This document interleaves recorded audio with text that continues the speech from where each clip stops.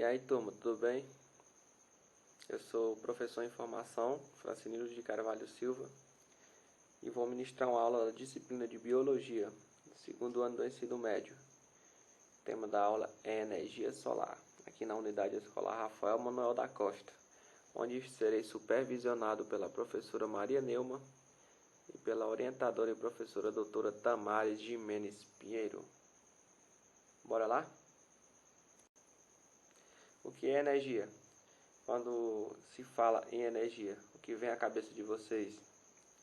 Associando essas quatro imagens aí. Um atleta jogando bola, outro atleta defendendo a bola, um jovem andando de bicicleta, uma moça batendo ali, eu creio que é uma vitamina no liquidificador. O que vem na mente de vocês? Vamos lá descobrir o que é energia? Na física, a energia é definida como capacidade de corpos e sistemas para realizar um trabalho. Ou seja, a energia é a capacidade que um corpo ou um sistema, seja ele físico ou não, tem de realizar um trabalho, de movimentar-se, exercer força, dentre outras situações.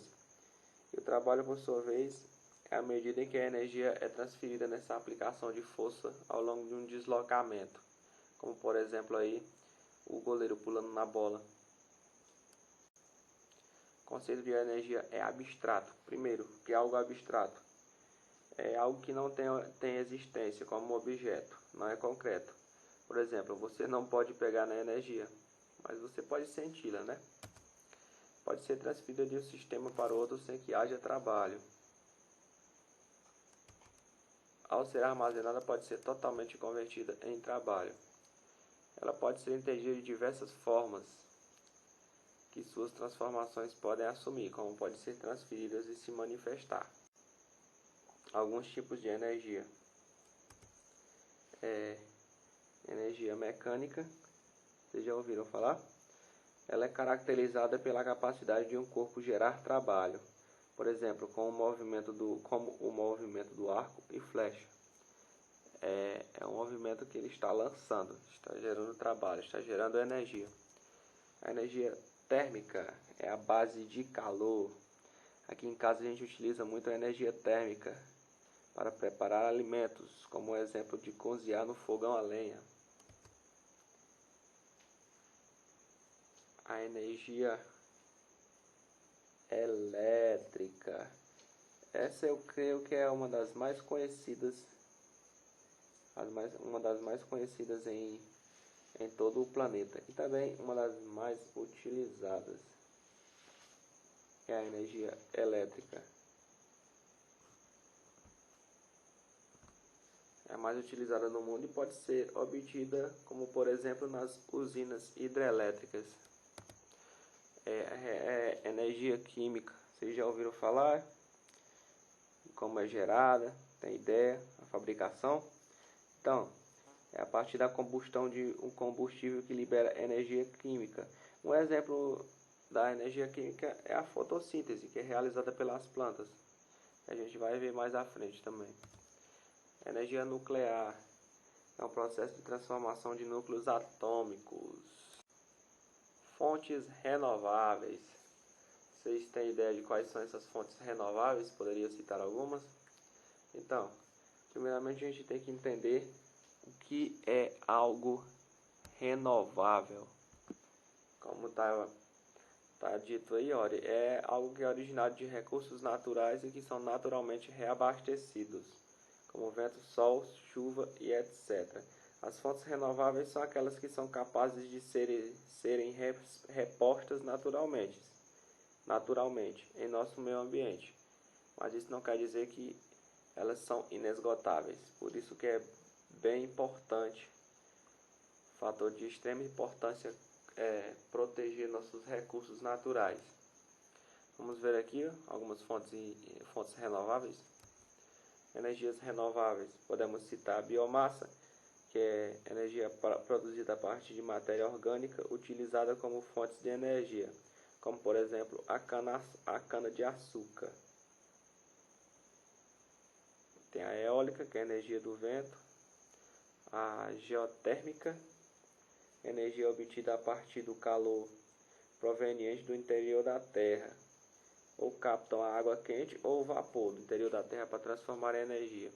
A energia solar, que a gente vai ver mais daqui a pouco, nos próximos slides, vamos falar mais sobre ela. E agora vamos conhecer aqui as fontes não renováveis, que suas reservas se esgotam, porque seu processo de formação é muito lento, depende de uma escala de tempo geológica, como por exemplo a gente vai ver aqui o petróleo. Caso sejam esgotadas, passa muito tempo para se formarem novamente. Que a gente pode citar aqui, por exemplo, o petróleo, que pode durar cerca de milhões e milhões de anos para se formar, formado a partir de matéria orgânica, restos mortais de seres vivos, animais, plantas, e leva a um processo muito demorado para ser formado. Também tem o carvão mineral e o gás natural, são exemplos de fontes não renováveis. Vamos conhecer um pouco da energia solar, da história. Como vemos, a energia solar a utilização da energia solar remonta ao surgimento dos primeiros organismos fotossintesantes, cerca de 2 bilhões de anos atrás, que são as cianobactérias, como vocês podem ver aí, que são bactérias fotossintesantes. Transformavam o CO2 em energia química. O que é CO2? É o dióxido de carbono.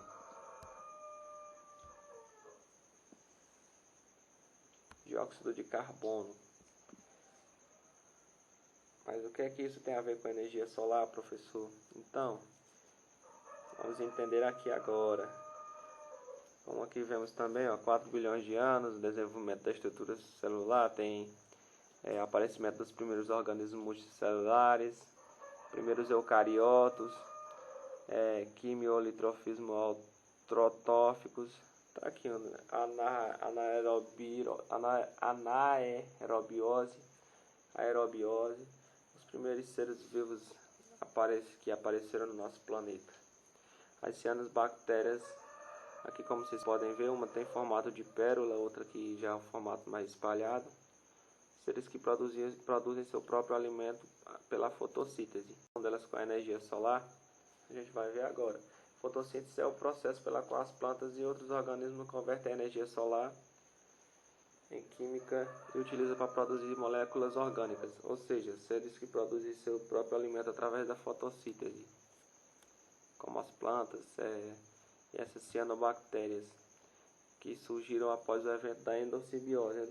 A endossimbiose é uma relação ecológica que ocorre quando um organismo vive no interior de outro, que é no caso essas células eucarióticas e essas bactérias fotossintetizadoras. Qual a relação? A relação que eu queria trazer de forma chamar a atenção de vocês aqui, para demonstrar que o ser humano não é o centro do universo, que ele não é o primeiro a utilizar todos os recursos disponíveis em nosso planeta. Aqui é só para comprovar que o ser humano não foi o primeiro, o homem não foi o primeiro ser vivo a utilizar a luz solar para benefícios próprios e para sua sobrevivência. Foram as cianobactérias, há milhões e milhões de anos atrás. Um breve histórico. A energia solar, como nós utilizamos hoje, se originou lá em 1839 com o físico francês Becquerel, que descobriu o efeito fotovolático, que é a criação de tensão elétrica ou de uma corrente elétrica a partir de um material, como as placas solares, expondo a luz solar, a luz do sol. E o Charles Fritts, em 1883, que criou a primeira célula fotovoltaica, que é um dispositivo elétrico responsável por converter a energia da luz do sol diretamente em energia elétrica.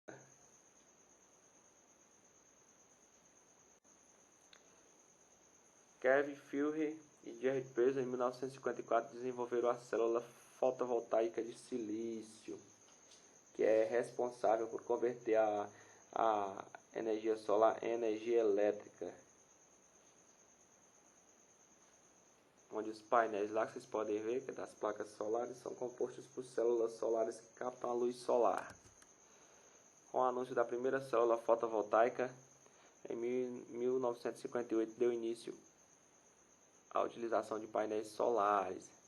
Com todo o desenvolver, em 1955, as células de silício foram utilizadas para a fonte de alimentação de uma rede telefônica na Geórgia, que fica localizado lá nos Estados Unidos. Então, em 1955, foram utilizadas as primeiras células de silício para a utilização do aparelho telefônico. E como funciona a energia solar? Vamos ver? As placas solares, essas que vocês estão vendo aí em cima da casa, essas azuisinhas em cima do telhado, elas captam a luz do sol e produzem energia, que será transportada ao inversor solar. Vocês estão vendo aí mais embaixo, onde tem o nome conexão de rede. Esse inversor irá converter a energia captada pelo sistema para características da energia elétrica e depois será distribuída para os imóveis, as empresas, as casas e toda a rede de energia. Energia heliotérmica. Vamos conhecer alguns tipos aqui. Você já ouviu falar em algum desses tipos de energia? Se não, vamos ver agora. A energia heliotérmica o calor do sol é captado e armazenado e usado em processos industriais que demandam altas temperaturas e como para gerar energia. Como vocês podem ver aí, os coletores solares, aí bem aí do lado aí, ó. E a partir disso a energia térmica pode ser utilizada para diversos fins. Aqui é a energia termoelétrica. A termoelétrica, os painéis solares refletem a luz do sol e concentram-se num ponto. O calor acumulado é usado para aquecer o fluido e o vapor irá movimentar as turbinas, acionando o gerador que produzirá energia. E aqui é a energia solar fotovoltaica que a gente acabou de falar. Energia que através da conversão da luz em eletricidade, é o efeito fotovoltaico, através dos painéis solares. E o aproveitamento, como se dá o aproveitamento da energia solar? Conforme a localização geográfica, pode ser as melhores áreas são as áreas de deserto, por conta das altas temperaturas e da linha do Equador. Alguém aqui já ouviu falar em linha do Equador? Essa linha do Equador é onde as temperaturas são mais elevadas. Quanto mais próximo, mais elevada mais quente. Os raios lá atingem a superfície terrestre de maneira direta. Então, quanto mais próximo da linha do Equador, melhor é a geração de energia, a captação de energia solar. E no deserto também. Aqui, ó, linha do Equador. Aqui as áreas quentes são as melhores para a captação de energia solar. Alternativa. Por que ela é uma alternativa? Bem, porque ela é uma energia renovável, limpa. É uma opção de economia na conta de luz e também ela não maltrata o meio ambiente. As vantagens: renovável, é um recurso renovável, é segura, limpa e fundamental para a transição energética e para a descarbonização da economia. O que é descarbonização? É a redução de emissões de carbono na atmosfera e ajudar na neutralidade climática. E como tudo tem os seus altos e baixos, tem as desvantagens. Nuvens, ventos e chuvas frequentes podem prejudicar a produção. Custo expressivo dos equipamentos, impacto visual e sonoro. Aqui, ó, nuvens e ventos. Aqui falando da chuva, aqui por exemplo na minha localidade, no meu interior, Massapê do Piauí, onde eu moro no interior, no município, tinha a geração de energia solar através de placas solares. Só que, como tem essas desvantagens, era prejudicial, era a situação de produção era limitada, principalmente nos períodos de chuva. era num colégio que tinha aqui para geração de energia elétrica, através da energia solar, transformação.